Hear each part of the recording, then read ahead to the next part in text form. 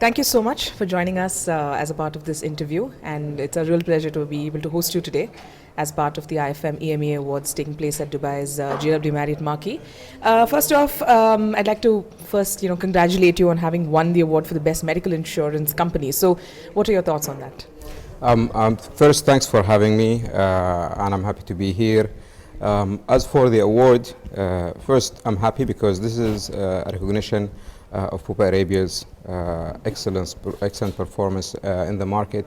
Bupa is a company driven by its purpose, and its purpose is to enable people to live longer, healthier, and happier. And I think every woman and man in Bupa Arabia, they go to the office every day to fulfill that purpose. And we have been innovating exceptional services in the market that enabled us actually to command the leading position in the Saudi health market. And this award is just a recognition to all the people who have worked hard to deliver great results. Absolutely. So, can you tell us a little bit about the CSR initiatives that Bupa Arabia has been involved in and which has eventually helped you win the recognition that has led to it tonight? Bupa Arabia CSR is one of the best and the closest to our hearts, all of us at all levels within the company, because it actually leverages one of our core competencies, which is health insurance. We are the best health insurer in the market, and we have chosen a significant and important sizable segment of the market that are of high need for health insurance and health care. Those are the orphans in Saudi Arabia, the orphans under the supervision of the Ministry of Social Affairs.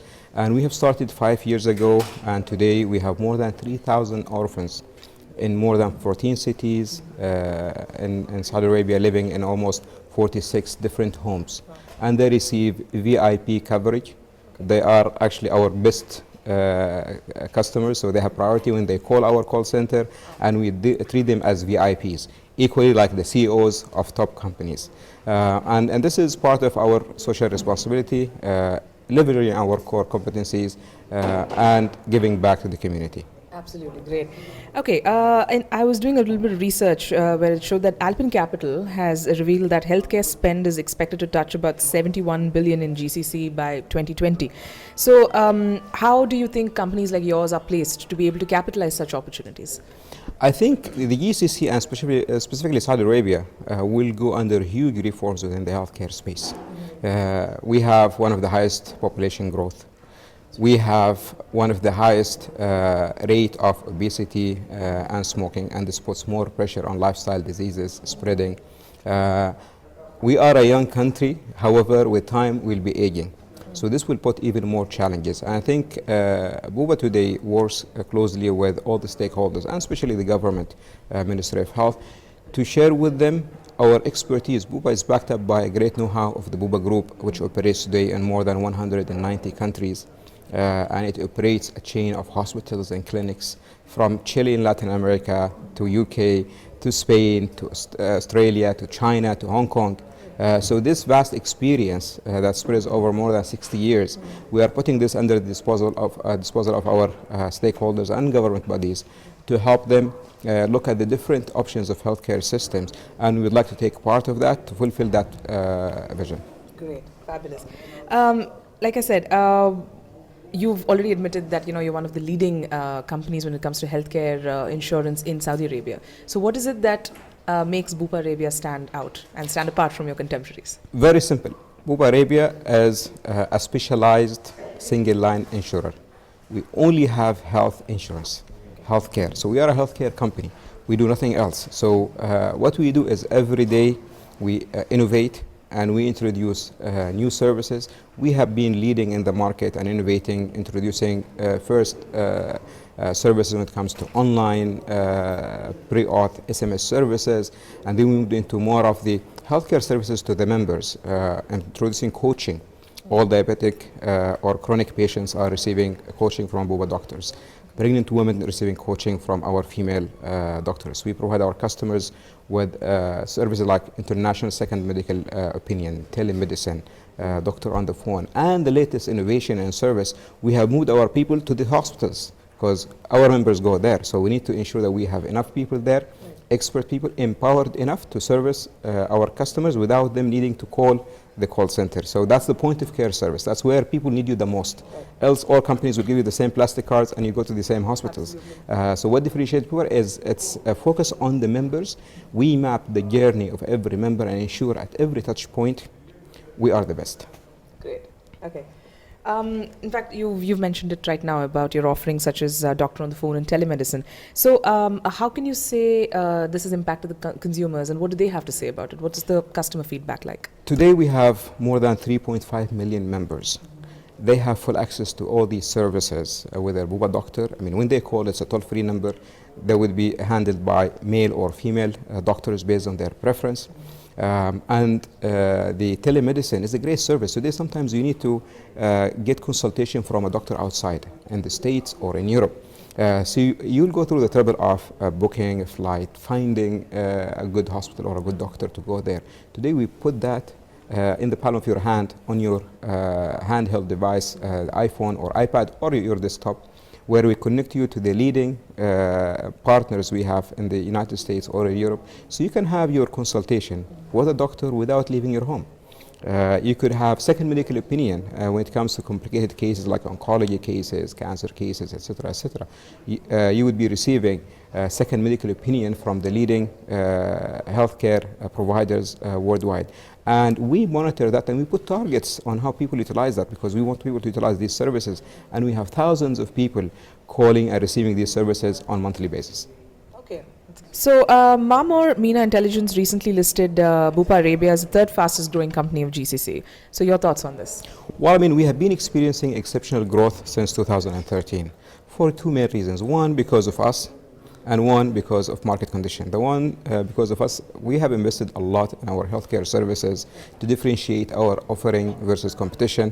So that brought huge value to our members. And the second factor was driven by regulators when CCHI enforced insurance and SAMA enforced actuarial-based pricing on companies. That helped the market grow. When it grew, we were well positioned with our value offering and our value proposition, so customers choose to come to us. And to put that in numbers, back in 2012, our market share was around 10.5%. We closed 2016 with a share of 21.6% of the total insurance market in Saudi. If you just look at the health insurance part, today we command a share of over 42%, so almost half of the market. So we are a fast-growing company, but we grow on the right basis, offering great value to our members and our customers, and keep innovating healthcare services that touch their lives and improve their lives. Absolutely. Okay. You're in fact we're digressing a little bit away from healthcare, but your company actually has a very strong representation of women, in its workforce. So how do you make sure this balance is maintained across your verticals and across your companies? When we hire the right talents without really focusing on gender. So what we want to have the top talent in Bupa Arabia.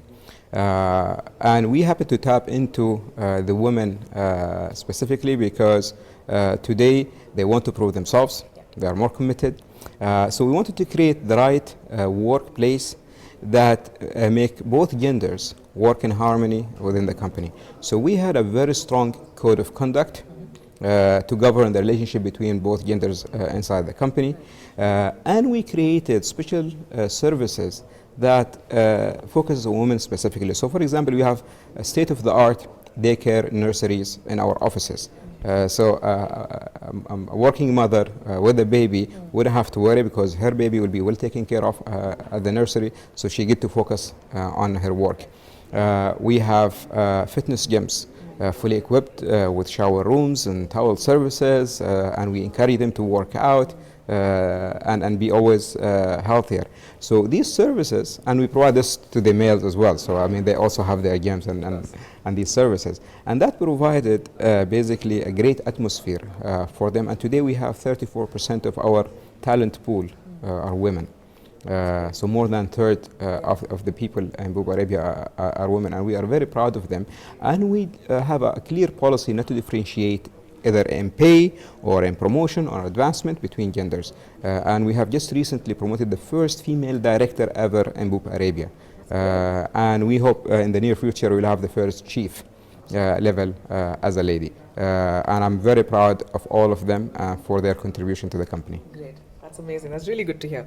In fact, what would you say are the most, biggest challenges that is faced by Saudi Arabia's healthcare sector? The biggest threats, mainly? I think one of the biggest issues we have when it comes to healthcare in Saudi Arabia is the capacity limitation because we don't have enough hospitals today to cater to the needs of the growing population and the growing level of different diseases. And that is partially driven by regulation. Today, foreign companies or foreign hospitals are not allowed to operate chains of clinics in Saudi Arabia.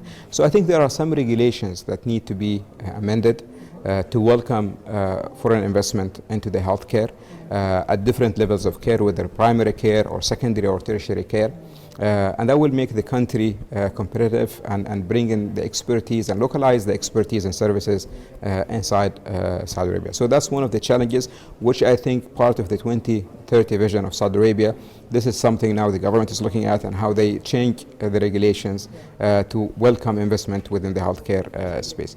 The second challenge is the growing level of lifestyle diseases, and I think much focus should be put on prevention.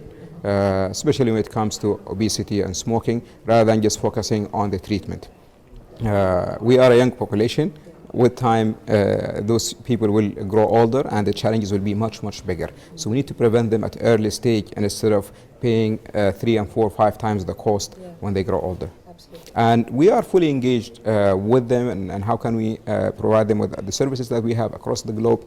How the healthcare system could work in an integrated model to deliver the best outcomes to the citizens of Saudi Arabia. Okay. Yeah, you mentioned vision. I think Vision 2030 is a major driver of, ideas and a lot of growth-oriented plans in the Kingdom of Saudi Arabia. So how does healthcare fit into this? And how do you think that Vision 2030 is going to actually boost the healthcare sector? I think Vision 2030 will reform the entire country and not just the healthcare sector. It's a very ambitious vision. We are committed to contributing and participating in fulfilling that vision for the country because of our expertise in that field. Within healthcare specifically, this is one of the most important components within the 2030. Why? Because it touches everyone. Every home will end up going to a hospital or a clinic. So that touches every single home. I mean, it's healthcare and education. Those are the most important parts of the equation. I think within the healthcare, much work needed to be done on the regulation part to encourage and boost the investment and the focus on privatization. So this will bring lots of efficiencies to the current system. And having the MOH play the role of the regulator more than the dual role of a regulator and provider at the same time, as it is the case today. And we have been working with the government bodies to share with them the different models of healthcare and how can we participate in that ambitious vision. And finally, just to wrap up this interview, where does Bupa Arabia see itself in the next 5 years, maybe? Bupa Arabia has a vision to be the largest healthcare company in the Arab world, not only in Saudi Arabia. And we aspire to put our touches on the lives of people across the Arab world, not only in the healthcare insurance, but it's also in the healthcare provision in the future. If the regulation changes, we would like to invest in setting up primary care clinics and secondary care hospitals in the future. Why? Because we have that experience within the group of Bupa, where today it manages more than 17 hospitals and more than 560 clinics across the world. And we would like to bring that investment and expertise to Saudi Arabia first and to the Arab world second. Great. Sounds good. Thank you. Thank you so much for your time. It was an absolute pleasure having you here today. Thank you so much. Thank you.